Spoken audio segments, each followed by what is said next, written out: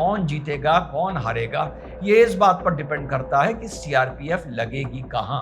क्या वेस्ट बंगाल में अनकहा राष्ट्रपति शासन लग गया है, मानो वाकई लग गया है।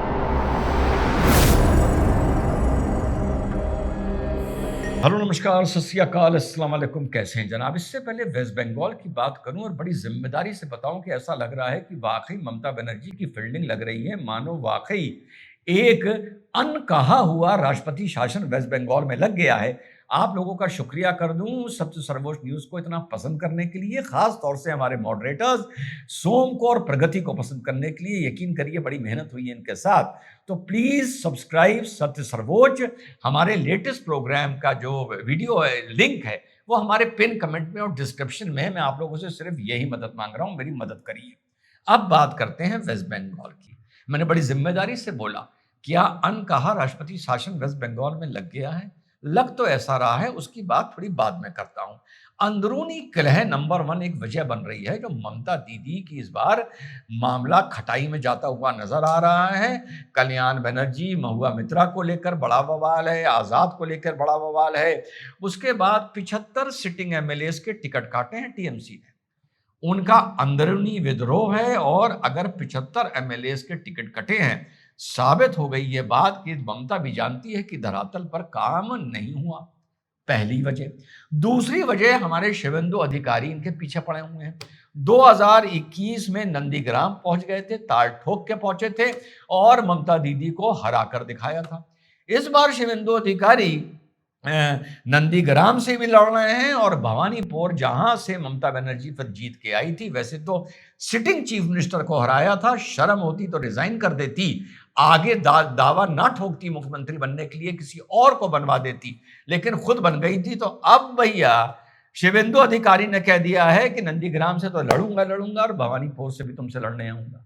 अब कम से कम इतनी तो ममता की मुसीबतें बढ़ जाएंगी। नंदीग्राम का इतिहास उसको याद है कि कम से कम वेस्ट बंगाल में ज्यादा डोल और घूम नहीं पाएंगी ममता दीदी। इसके अलावा, जैसा जब लास्ट हम लोगों ने इस पे वीडियो बनाया था, धरातल पर कास्ट इक्वेशन को चलते जो बीजेपी ने प्रदेश अध्यक्ष बनाया, सिन्हा साहब को राज्यसभा भेजा, वगैरह वगैरह जो फील्डिंग लगाई है, ये भी बड़ी मजबूत लगाई है। इसके अलावा ईडी की वो घटना आपको याद होगी जब ममता बनर्जी ईडी के हाथ से फाइल छीनने के लिए पहुंच गई थी स्कैम के अंतर्गत।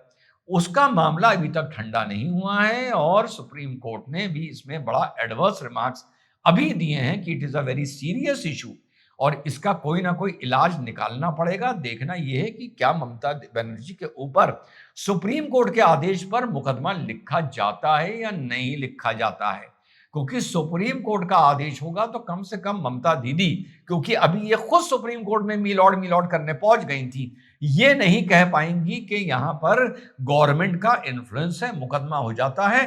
तो इस टाइम जो माहौल लग रहा है वेस्ट बंगाल का, सिंपैथी नहीं मिलेगी, वोट नेगेटिव में ही जाएगा।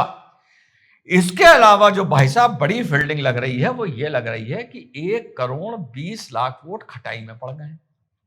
60 लाख तो लिस्ट से आउट ही हो गए हैं। 60 लाख में वो लोग हैं जो जिनके डबल वोटर्स थे, वो लोग हैं जो मर गए थे, और करीबन 13 लाख ऐसे वोटर निकल के आए हैं इस 60 लाख में। समझिएगा टोटल है 1,20,00,000 जो मिसिंग हैं। अब ये मिसिंग कौन है समझ जाइए। अब ये मिसिंग वाले भागकर बांग्लादेश गए हैं या यूपी, एमपी, उड़ीसा, बिहार आए हैं, ये आने वाला वक्त बताएगा कि चुनाव के बाद अगर दीदी जीत गई तो ट्रेन पकड़ के वापस चले जाएंगे और अगर हार गई तो कोई अपनी व्यवस्था देखेंगे। तो ये तो 60 लाख वोटर्स में से है जो फिलहाल अनडिस्प्यूटेड है, यानी टीएमसी ने भी उसका डिस्प्यूट नहीं किया है। ऊपर के जो 60 लाख वोटर हैं साथियों, ये वो केसेस हैं जो वहां मौजूद हैं और इस बात का कंटेस्ट कर रहे हैं, चैलेंज कर रहे हैं कि हमारा नाम कैसे हटाया गया है। वो किस्सा भी आप लोगों को याद होगा कि वहां पे वेस्ट बंगाल के गवर्नमेंट के अधिकारी इलेक्शन कमीशन की एसआईआर में मदद नहीं कर रहे थे, तो सुप्रीम कोर्ट ने इस बात का संज्ञान लिया था और जुडिशियल ऑफिसर्स और कोलकाता हाई कोर्ट के स्पेशली रिटायर्ड जजेस को यह जिम्मेदारी दी गई थी कि आप एडजुडिकेट करिए और ये समस्या अब आप लोगों के सामने आएगी जो डिस्प्यूटेड केसेस हैं कि उनका वोट बनना चाहिए या नहीं बनना चाहिए। लगभग 550 जुडिशियल ऑफिसर्स इसमें चुने गए थे हाई कोर्ट के जजेस अलावा। उनकी 20 पहली सप्लीमेंट्री लिस्ट शायद आज या कल आने वाली है। हफ्ते भर में 4-5 सप्लीमेंट्री लिस्ट आएंगी। तो देखना यह है कि इस 60 लाख में, पहले 60 लाख की बात नहीं कर रहा, उन 60 लाख की बात कर रहा हूं जिन्होंने चैलेंज किया है, उनमें से कितनों को वोट देने का अधिकार मिलता है। लेकिन रिपोर्ट्स ये बता रही हैं कि इस 60 लाख में, समझ जाइएगा, अधिकतर प्रथम दृष्टिया वो लोग हैं या उस लोकेलिटी के लोग हैं जो बढ़ चढ़कर ममता दीदी को वोट डालते हैं। तो ये और समस्या बढ़ती नजर आ रही है ममता बनर्जी की। और उसके बाद जो मैंने बोला था, क्या वेस्ट बंगाल में अनकहा राष्ट्रपति शासन लग गया है, मानो वाकई लग गया है। इलेक्शन कमीशन आमतौर पर चुनाव से पहले जो सत्ताधारी पार्टी के कंट्रोवर्शियल लोग होते हैं, चमचे टाइप के लोग होते हैं, उनको हटा देता है संवेदनशील पोस्टिंग से। इस बार पूरा शासन ही बदल कर रख दिया है, प्रशासन बदल के रख दिया है।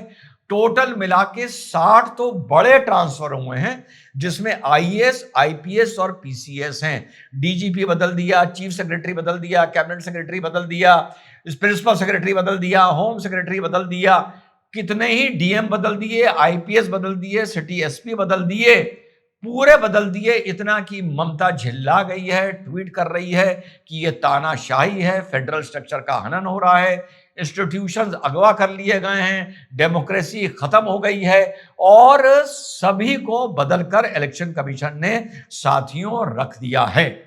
तो ये सारी चीजें मिलकर अब इतना देखना है कि पिछली बार जब मैं पढ़ रहा था तो टीएमसी और बीजेपी में टोटल वोट का डिफरेंस 60 लाख का था, और 110 सीटें ऐसी थी जहां बीजेपी 5000 वोट्स एंड लेस से हारी थी। 5000 वोट्स एंड लेस से हारी थी साथियों।